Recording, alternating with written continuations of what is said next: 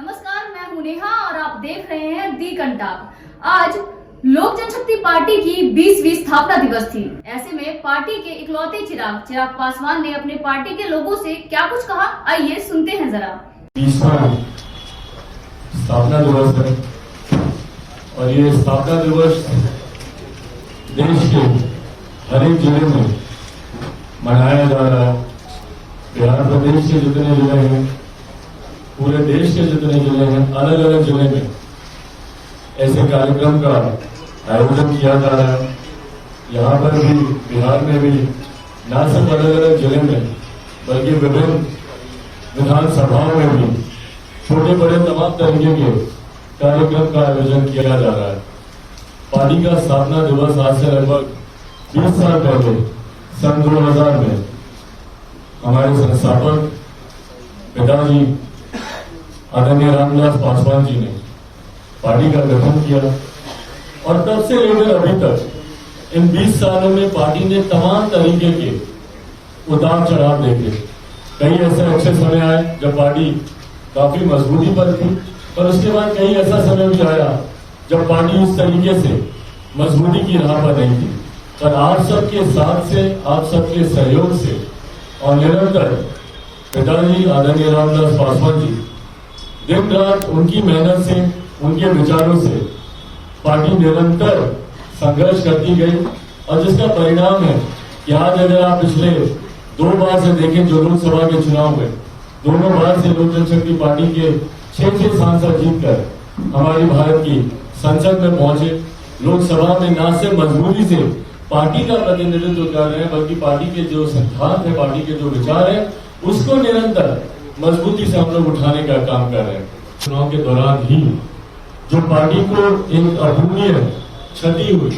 जिस तरीके से हमारे संस्थापक आदरणीय रामविलास पासवान जी का चुनाव के ठीक बीचों बीच जिस तरीके से उनका दुखद निधन हुआ, ये एक ऐसी क्षति है जिसको पार्टी कभी भी पूरा नहीं कर पाएगी। आज जब हम लोग यहाँ पार्टी के स्थापना दिवस पर मौजूद हैं, मुझे पिछले तमाम वो स्थापना दिवस मुझे याद आते हैं जब पापा निरंतर पार्टी को मजबूती देने के लिए स्थापना दिवस में अपनी तरफ से पार्टी के प्रति अपनी रणनीति को रखते थे, अपने विचारों को रखते थे, अपनी बातों को रखते थे। आज उनके मार्गदर्शन की कमी जरूर हम लोग को महसूस हो रही है, पर हाँ, मुझे खुशी है इस बात की भी कि उनके विचारों को जिस तरीके से पार्टी आगे लेकर बढ़ती रही। पिछले विधानसभा चुनाव का भी अगर हम लोग जिक्र करें, हम लोगों ने कम से कम किसी सिद्धांत के साथ हम लोगों ने समझौता नहीं किया। ये उन्हीं की दी हुई शक्ति थी, उन्हीं की दी हुई ताकत थी कि विपरीत परिस्थितियों में भी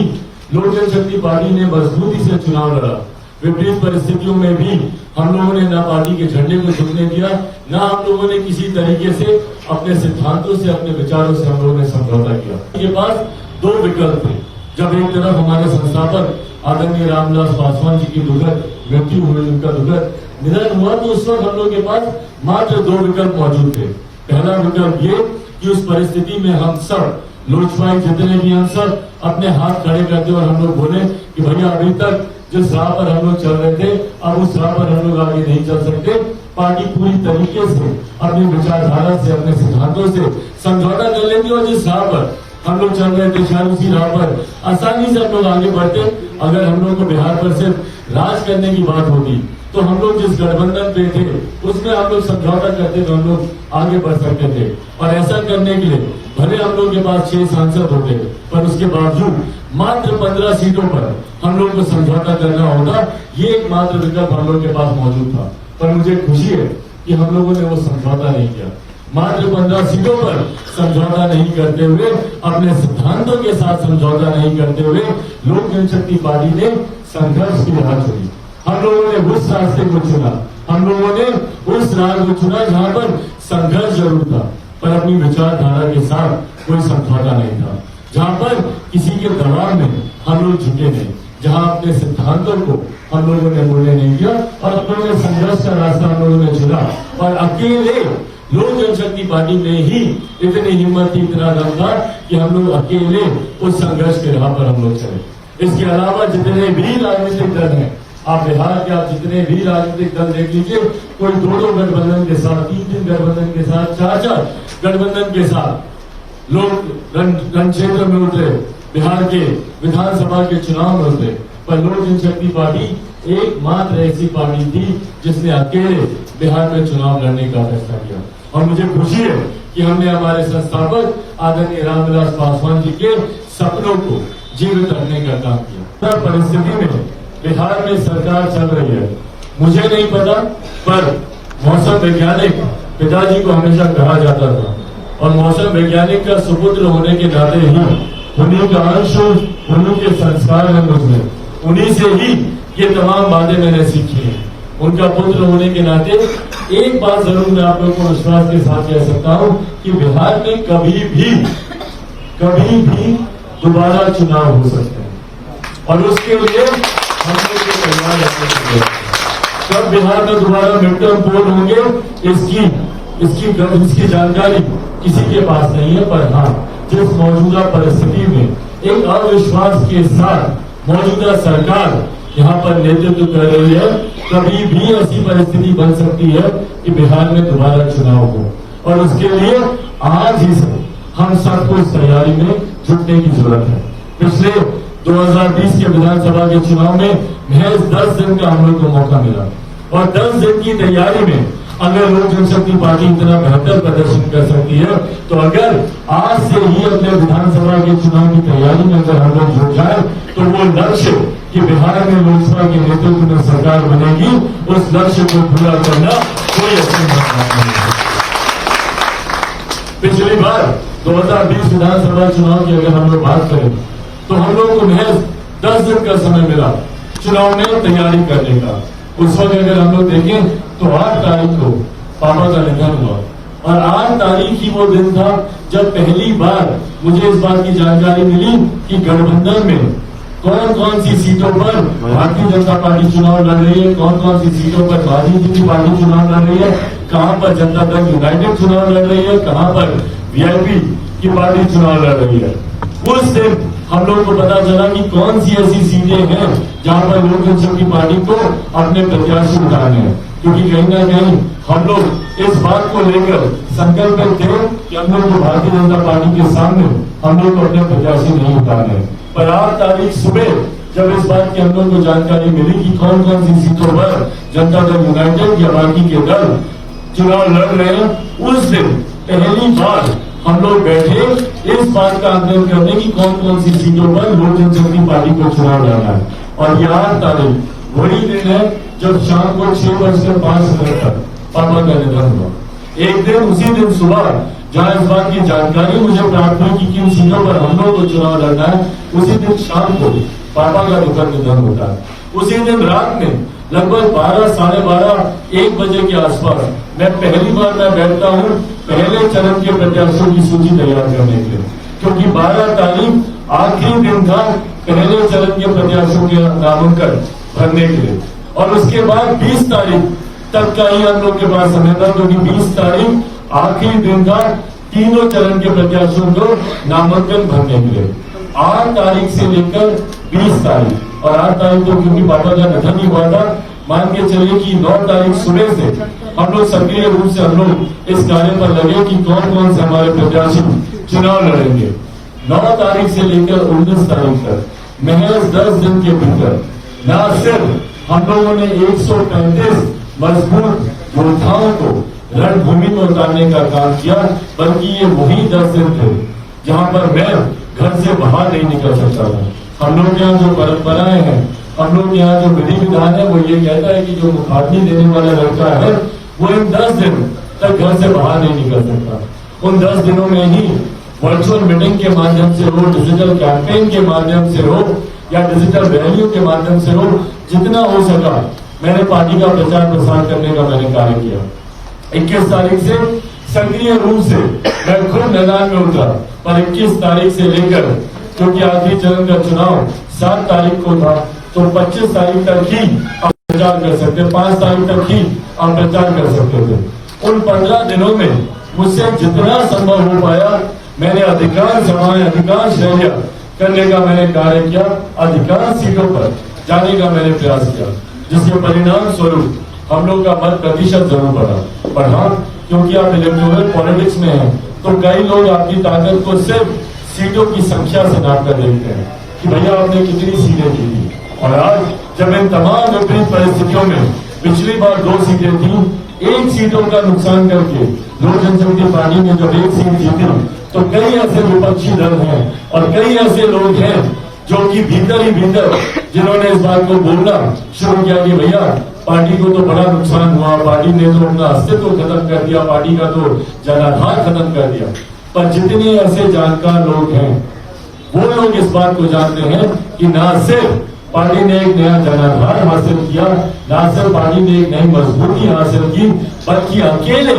चुनाव लड़कर पार्टी ने इस बात को भी दर्शा दिया कि लोक जनशक्ति पार्टी बिहार में किसी से कमजोर नहीं है। और इतने कम समय में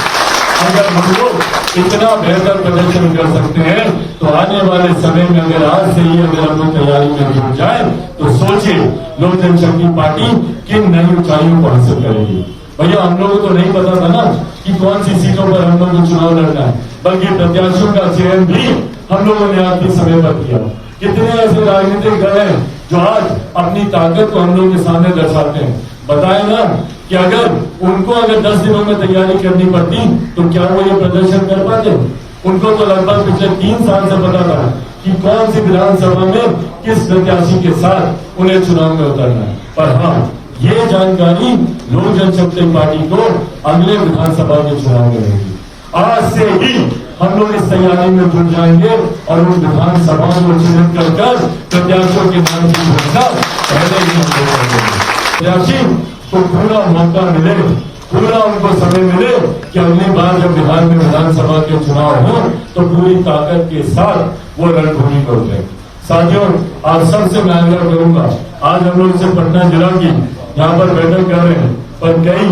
प्रत्याशी भी यहाँ पर मौजूद हैं जिन्होंने पिछले विधानसभा का चुनाव लड़ा। आप सबके माध्यम से और जो एक लिखित संदेश आज मैंने पूरे प्रदेश में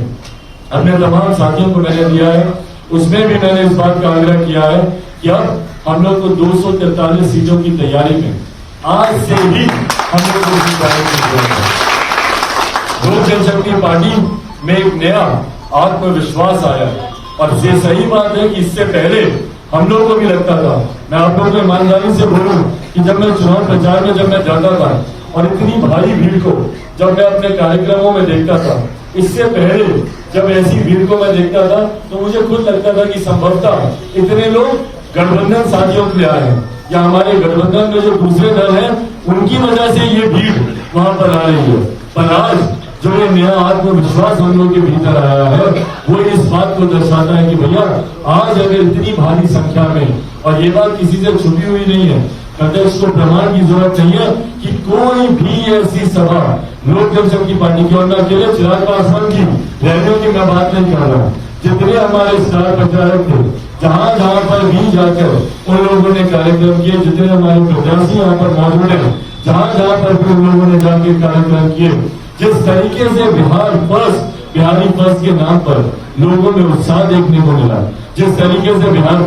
फर्स्ट के नाम पर लोगों की एक भारी भीड़ हम लोगों को देखने को मिली, ये कहीं ना कहीं इस बात को दर्शाता है कि लोग एक विकल्प की तलाश कर रहे हैं। लोग चाहते हैं कि एक नई सोच के साथ कोई राजनीतिक दल आए। और मुझे खुशी है कि जिस तरीके से जात पात धर्म मजहब से उठकर, और यही बात हम लोग बार बार हम लोग कहते आए हैं कि लोक जनशक्ति पार्टी हम लोग बिना जात पात धर्म मजहब में किसी तरीके का भेदभाव किए, हम लोग अगर कोई एक जाति है तो सिर्फ गरीब की जाति है और उस गरीबी जाति में हर जात पात धर्म मजहब के लोग हैं और हमारी लड़ाई हर उस वंचित वर्ग की है। पापा भी निरंतर इस बात को कहते थे, जब तक पंक्ति में अंतिम पायदान पर खड़े हुए लोगों को हम लोग सुविधा नहीं दे पाए, जब तक उनको राहत नहीं दे पाए, जब तक उनको मुख्य धारा के साथ जुड़ने का मौका हम लोग नहीं दे पाएंगे, तब तक सही मायनों में उस विकसित बिहार की हम लोग कल्पना भी नहीं कर सकते जिसको हम लोग